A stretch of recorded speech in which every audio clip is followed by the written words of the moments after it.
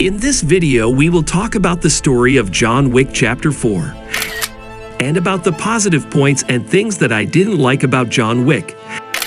And the most important thing that made you enter the video, is John Wick Chapter 4 really great, or is it trash? Complete the video to the end to know. What's the story? In John Wick Chapter 4, John Wick is cut off from the Continental, and everyone who ever tried to help him is in trouble with a powerful member of the High Table who's known as the Marcus. The Marcus starts by shutting down the Continental Hotel in New York. Wick is lying low at a sister hotel in Osaka, Japan, thanks to his friend, hotel manager Shimazu Koji.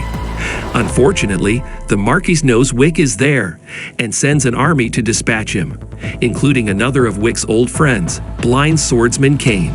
Wick escapes and vows revenge against the Marcus, but according to the rules, Wick must challenge him to a duel. Unfortunately, even that much isn't going to be easy. So now, is John Wick Chapter 4 better movie in the series, and how much my rank? Is he first or second, or in last place in my rank? We will talk about the rank. But first I have to talk about the positive points in the movie, in order to be fair to the maximum extent. Warning: this sound was made by AI, because there is not enough money for the voice commentator, but if the channel reaches 1,000 subscribers, there will be a voice commentator, so please subscribe to the channel. Is it any good? Clocking in at a hefty 169 minutes, the fourth Wick movie spreads its wings and goes full-blown epic. Every single shot is a dazzler, it has a sure-footed pace, and the simple story is elevated to mythical status. The original John Wick was stripped to the bone, clean and classic at just 101 minutes.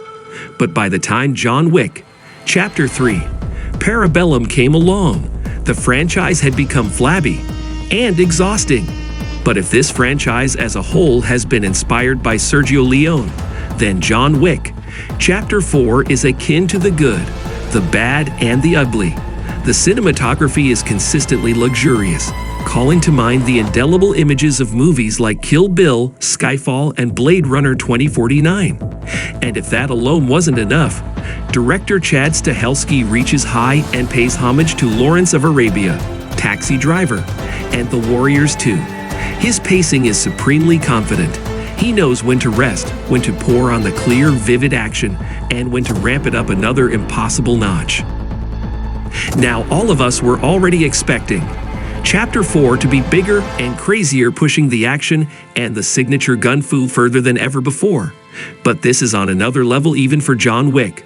The movie is mostly action, it's pretty much non-stop. The fights just keep going. The bodies keep piling up. The assassin fashion is as slick as ever. And the stunt and fight choreography is out of this world. You just can't help being impressed.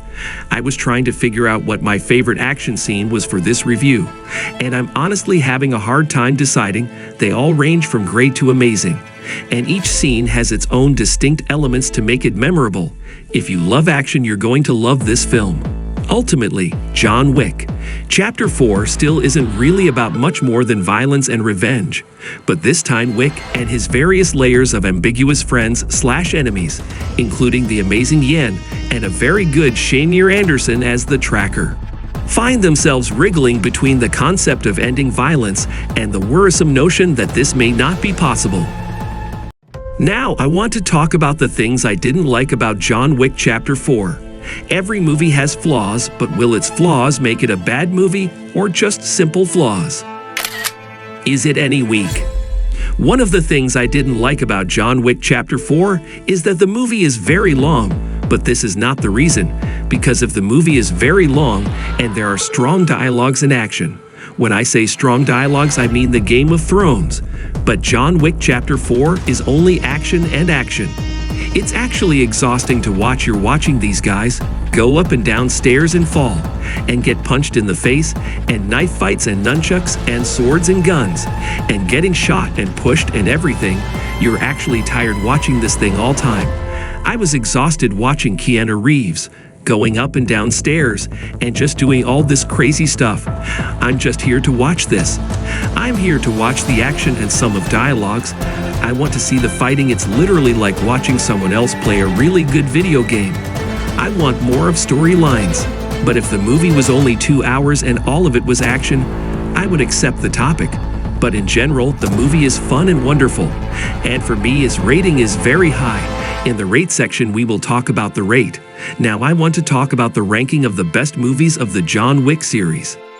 For me, the second chapter is ranked 4. The third chapter is ranked 3rd. And in number 2, our film today is chapter 4. Then the first chapter is ranked 1st. For me, I chose the first part as the best movie because it showed me the weak character of John Wick at first. Then we showed the duality and the dark side of John Wick. Now I want to talk about my rate of part 4. My rating for John Wick Chapter 4. My rating is 8 out of 10. I didn't get it 10 out of 10 because, as I said, there are no conversations or anything else, only action. If you get here, this means that you like the video, so don't forget to subscribe and like. Peace.